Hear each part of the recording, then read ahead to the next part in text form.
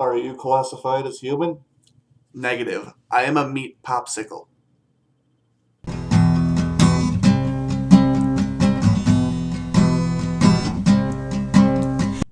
Anyway, we've got a lot of ground to cover, so let's get right into it. I'm not going to cover everything in depth in this episode. I'm actually going to talk about garrisons next week.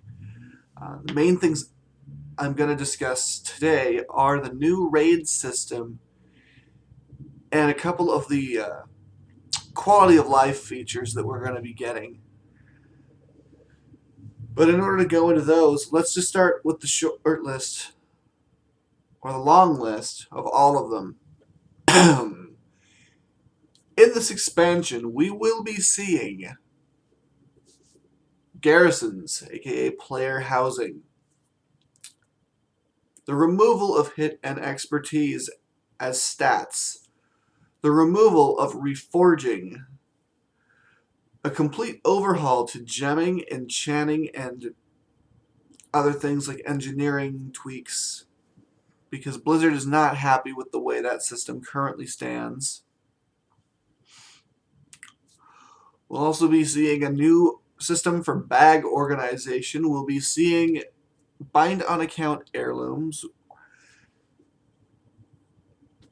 a new pane similar to the mount and pet window for toys, which means I might actually go back through Pandaria and get all of those again, because I did not keep any of those. I just didn't have the bag space.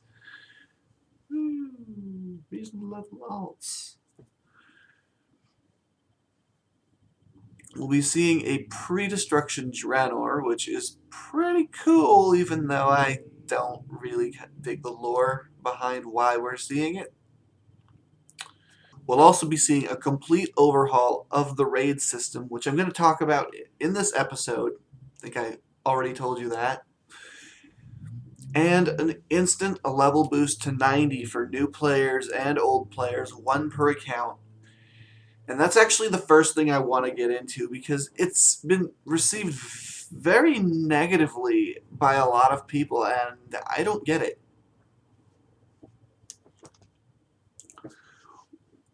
World of Warcraft is already a leg behind most MMOs, because most MMOs... I should rephrase this.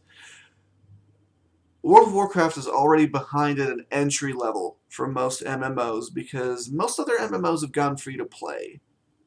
Now, granted, there's a reason they've gone free to play, and that's because they were generally crushed by WoW. So while they're not as profitable, they're still more friendly to a new player.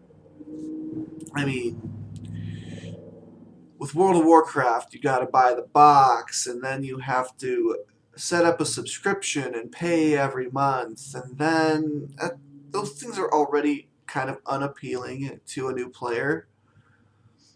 Whereas opposed to, like, Star Wars The Old Republic, you can just jump right in for free and start playing. They might still make you buy the box. I never played Star Wars The Old Republic. I'm not going to get into that. But nonetheless, SWTOR, Rift, EverQuest, all those games, you can just jump right in. It doesn't cost you anything. But what I'm trying to get at is, from an entry-level player that just wants to semi-seriously to casually play an MMO, and maybe they don't care what it is, and I can see people in the community maybe not wanting that kind of player, but Blizzard needs that kind of player.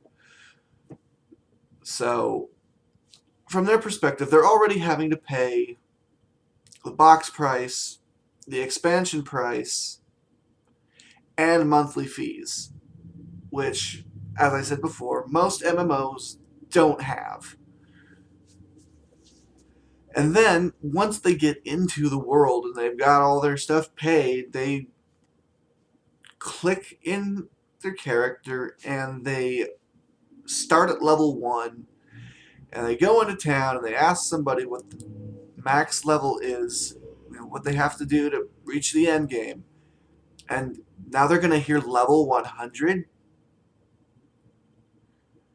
Honestly, most new players are going to be like, that, because that, even if it's not as overwhelming of a grind as it seems to be, it still seems to be one.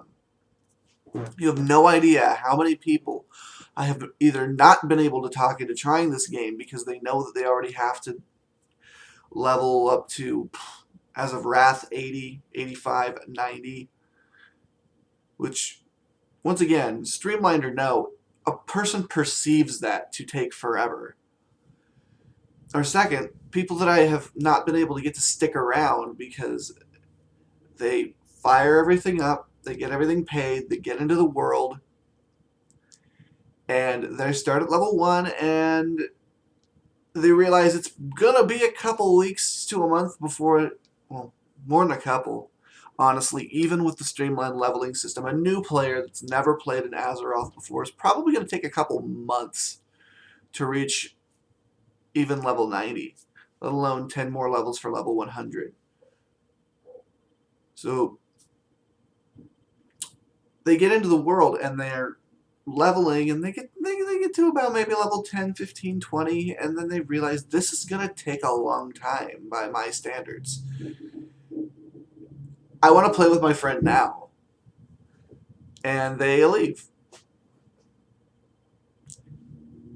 And that is a problem for Blizzard, and that's what they're doing with this level 90 boost. You can jump right into the world. You can punch the button and level a tune up to 90, and you'll be with your friends in a couple days. And I don't see what's bad about that. I mean, man up, people. Just because we had to grind everything out doesn't mean that other people have to do that. I mean, this is something we've already dealt with in the past with Blizzard. People freak out every time they reduce the cost of mounts. They reduce the cost of dual spec. Get over it. Okay, the second thing I want to get into is the entire raid system as we know it is changing in Warlords of Draenor. A little tongue-tied today. And by now you've probably seen the graphic, but it may not totally make sense to you, so here's what's happening. Flex mode is gone. Flex raiding is no longer its own difficulty. Flex mode's technology is going to be applied to look for raid, normal, which is now flexible mode, and heroic. So those groups can go to any size they need to be. The latter two still have to be 10 to 25. I've heard that LFR may support lower, but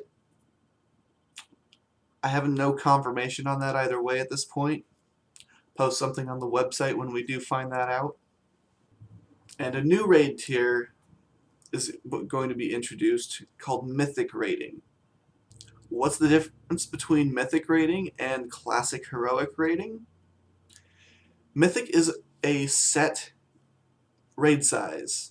There's going to be no more debate between what's harder, 10-man Heroic or 25-man Heroic, because neither is going to exist in its traditional form anymore.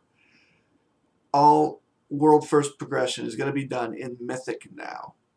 Mythic is set at 20-man, so it kind of sucks for the 25-man raiders because they're going to have to bench 5 people. And it really sucks for the 10-man crews because they're going to have to find 10 people.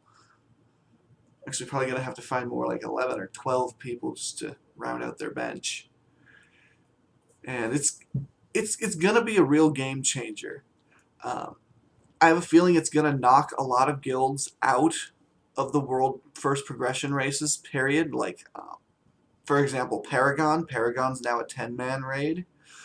They might go back to being a 20-man plus, but I don't know because, to my understanding, they were kind of having some problems even just coordinating their 10-man.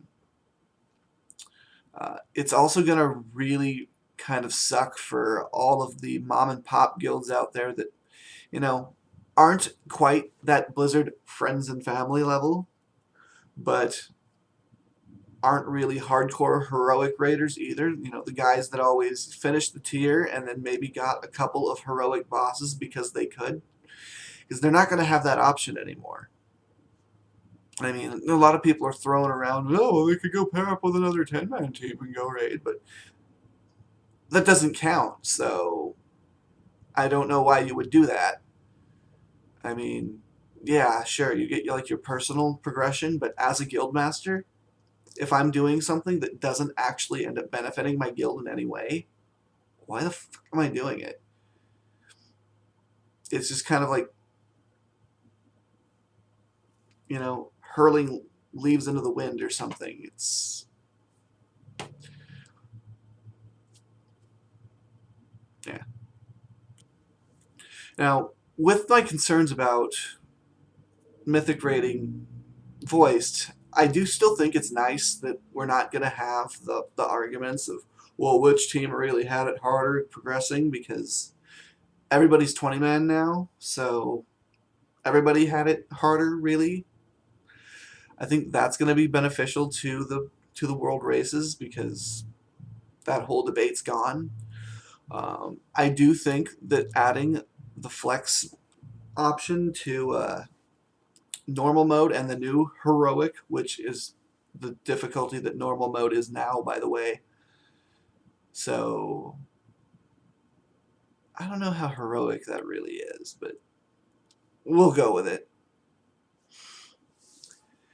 I do think those are going to be very beneficial, because I know from personal experience, we've had a lot of issues where raiders simply stopped showing up because they didn't know if they were necessarily going to get to raid that night, because we had 13 login. Now we can take all 13 and they don't have to sit there and think, oh, but it's just flex, because flex is everything except mythic. So I think that is going to really, really help the semi-casual guilds like my own. I don't know. It's just all stuff that we're going to have to really keep an eye on and see what happens. Because I know Blizzard did not make this decision lightly.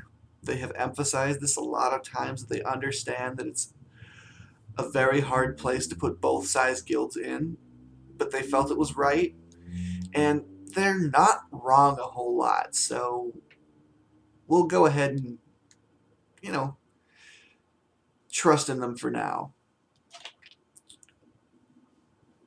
Anyway, I think that's where I'm going to wrap it up this week. Like I said, next week I'm going to tell you all about garrisons, or at least what we know so far.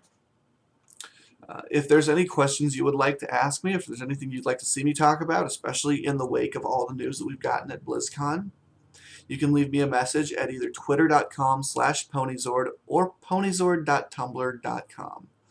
You can also go over to our new site, raidanthem.net, leave a comment below the article, and I will do my best to get to you there, here, or even on the YouTubes.